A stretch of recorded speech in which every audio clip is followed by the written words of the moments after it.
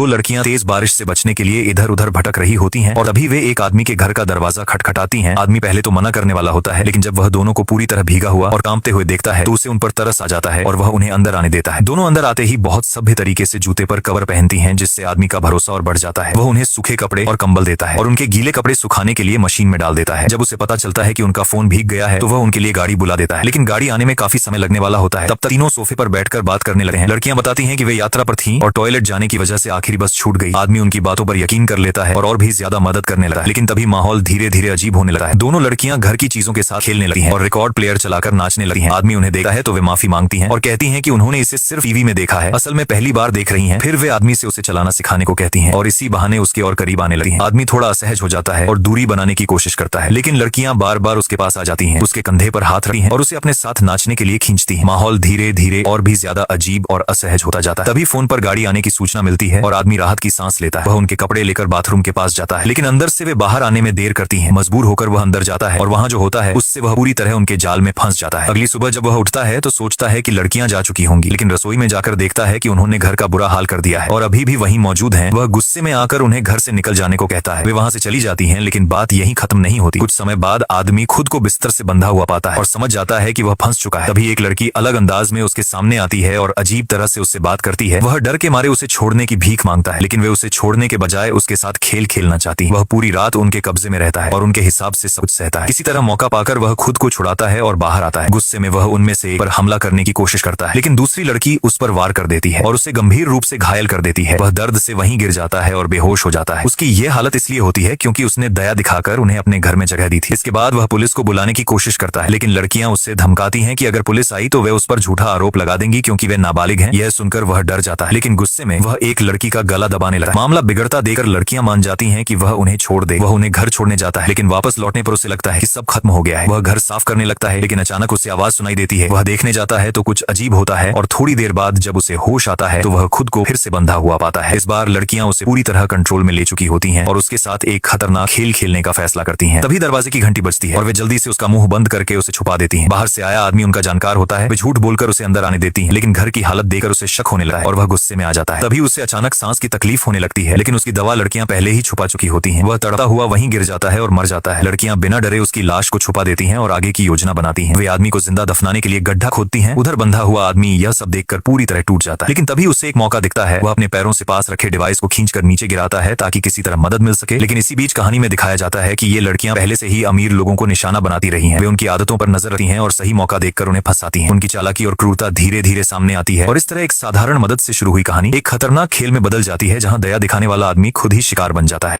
अगले भाग के लिए लाइक और फॉलो करें। धन्यवाद।